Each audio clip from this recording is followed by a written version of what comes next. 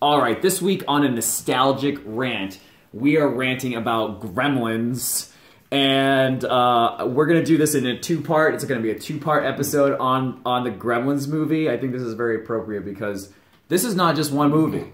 This is two distinct movies that they put together, and they make it like really weird and creepy, and it's amazing. Just so we're clear, this is a bootleg Gremlin. This is not an actual licensed Gremlin product. This is a bootleg.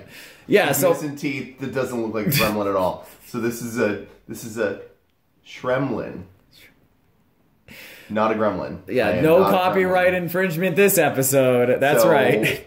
Don't hit me up, Warner Brothers. Don't hit me up, Facebook. Don't hit me up, YouTube. I don't want to be hearing from anybody about me. This is just me being me. Talk about what I like. So that's my piece. All right. So that was our piece over here. We've been having a lot of issues with copyright infringement, and this week we just want no copyright infringement issues so we can post something. Yes.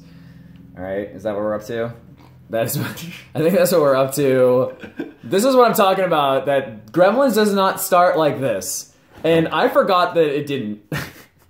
I guess I just always just remember the terrifying gremlin part of the movie, where all these it starts out as a very tender movie. It does. Like, I was looking at it, like, I could never have the same experience as being able to see Gremlins for the first time. So it's like two distinct movies. In the first movie that we see a struggling family in hard times, even though their hard times don't look that hard. And, like, there's this inventor, and he got this zany gift. And how is that going to work out? Zany gift being an alien subspecies. Yeah, but he's cool with it. Like, everyone in this movie is completely cool with a thing that can't drink water. It would be like me getting, like, you know, a new shirt. People were like, sweet, where did it come from? And I was like, a shop in Chinatown. They were very apprehensive about selling it to me, but, you know, I finally worked them down, and here we are. Yeah, this kid just sold it to me for $300, and I was like, fucking yeah, deal. I need that shirt for my son. I need that shirt for my son. It's Christmas time. And then they're like, you know, don't wear the shirt out in the daytime, don't wash the shirt ever, and don't eat in the shirt after 12. And you're like, okay, like, I got those rules. Like, those are easily... Time zone? What time zone? What time zone? So, okay, so ranting about the midnight rule, I think that maybe it's just like where the moon is in position to the Earth, maybe. Does that make sense? That's a lot of work. Yeah, like, I think they're leaving this pretty open for some very severe error. Yeah. Well, I guess so. I mean, this guy, obviously he didn't want to sell it to the American because we're, like, super not up to date with, I think rules. He was playing a little coy. He was just like, no, I don't want to. And then suddenly he was like, okay, but there's these rules that I'm going to be very vague about. No, that's because the kid stole it. The kid stole the Mogwai because he needed the money. That's what it's about. It's like about that little kid in Chinatown stealing it because he needs the money for grandpa's medicine, probably. I'm just guessing. I'm just making up a story about this kid's motivations because I have to. So he sells him like basically this fucking bomb. Sells him a bomb, says don't do these 3 things. He does all 3 things in about 2 days. And then hell breaks loose. But I'm talking about those 2 days. Like, what happened in those 2 days and what makes this movie so endearing in the beginning? Obviously, the woman who won't give anyone any money and is all about the money for the bank. What was her name? Do you remember? Mrs. something. I can't remember. She's a total bitch. Yeah. And she's got her own soundtrack. She has her own bitchy soundtrack. Like, it's all like tubas. Yeah. It's like and she's. And they're like, oh God, who's here? Look at this bitch. And she's here she comes. I'm a bitch.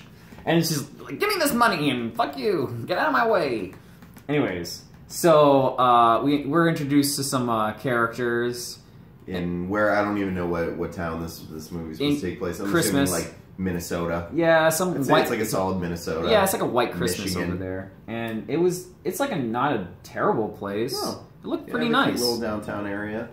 They have a bar. Yeah, they get a bar that Phoebe Cates works at. Phoebe Cates. As a bartender. I hope Phoebe Cates gets in touch with this video for copyright infringement. Yeah. There's a way to copyright infringe on Phoebe Cates, so she'll contact me or us. That's right. Whatever you choose, Phoebe. It's up to you. I just want to talk. It's up to you. I just want to talk to you. Like, we can even talk about opening up your wrists on Christmas. oh man, that was such a Tender topic.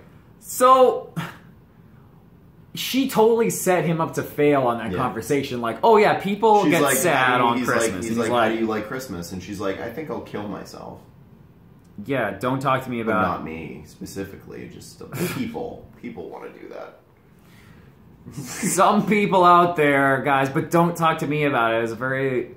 It's this very touchy subject about how, well, we don't know yet because we only saw half this movie. So all we got to is how far Gremlins pop out, and that's where we cut it today because we gotta see. It's so hard to remember the first part of this movie because the second part of this movie is so traumatic.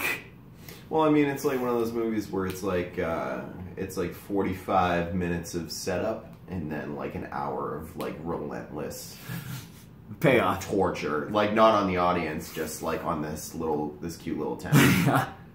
So it's just like there's a lot of mistakes are made in 40 minutes, and then we just reap what we sow. Oh man, it's so very heavily, like just and they're not just in it like they're all about Gremlins are all about the. They enjoy like the foreplay. They're not in it for just like the blood, the kill. They just like, let's go caroling first. Or like, let's go to a bar first and get shredded and then go caroling. And then like put up some warning signs like hanging a dog from like Christmas lights so people know we're coming again. We're coming. And then when we're just like completely annihilated, just like, okay, now we can start. Like, it's almost like it's like they're doing like a little like holiday bar crawl kind of. It's just like, okay, so 7 p.m. we're gonna meet up at the Phoebe Cates bar where Phoebe Cates works and just torment Phoebe Cates. And swing from the rafters and just split a bunch of Coors pitchers.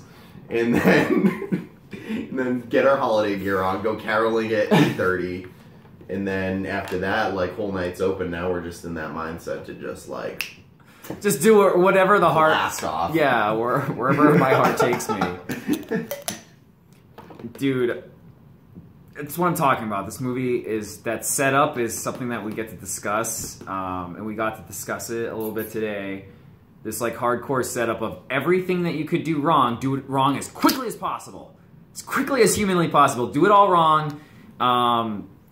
The Mogwai, no big deal. It's no big deal. Gotta convince everyone that it's no big deal. So they do a really good job. This movie's like got it on point that everybody's just like so nonchalant about it that me as the audience goer goes, I guess. I'm like, maybe this happens to them all the time. Like aliens come down, like it's no big deal. Or like maybe there's some El Chupacabras came out a couple years ago and Bigfoot's out, so like just weird shit happens to sometimes, the population sometimes, and it's just like, oh, a Mogwai must come from China. They got all those weird things over in China, like Mogwais. Yeah.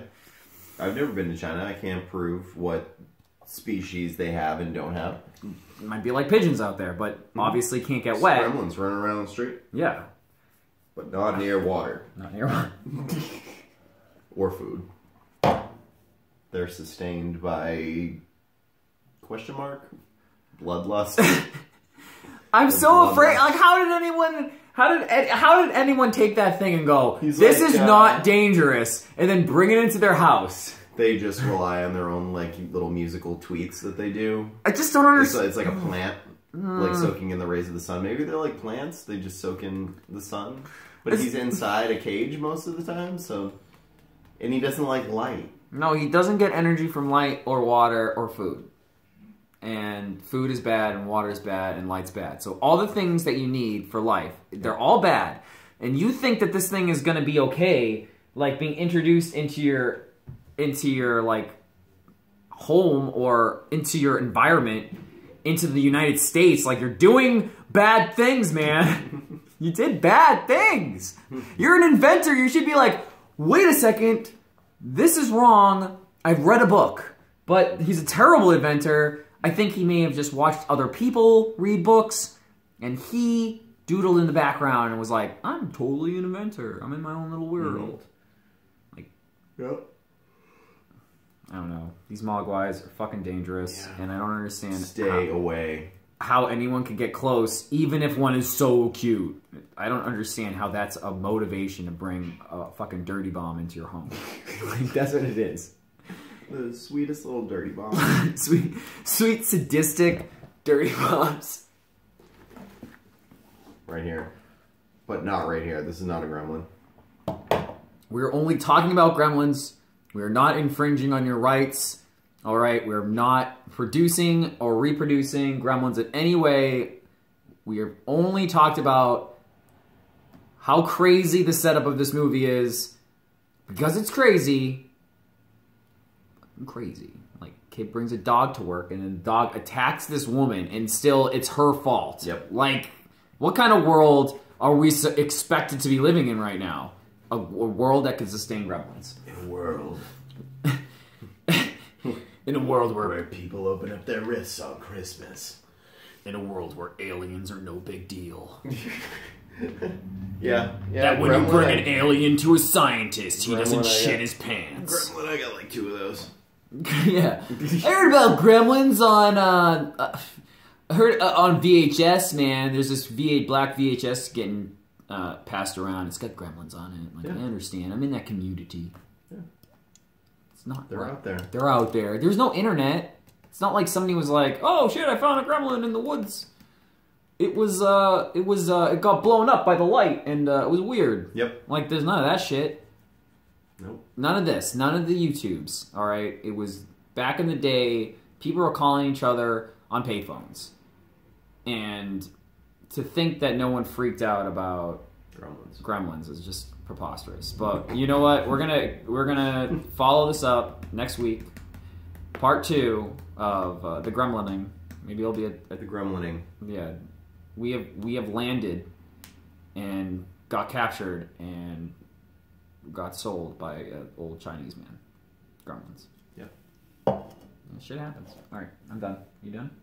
All right. See you guys. Bye.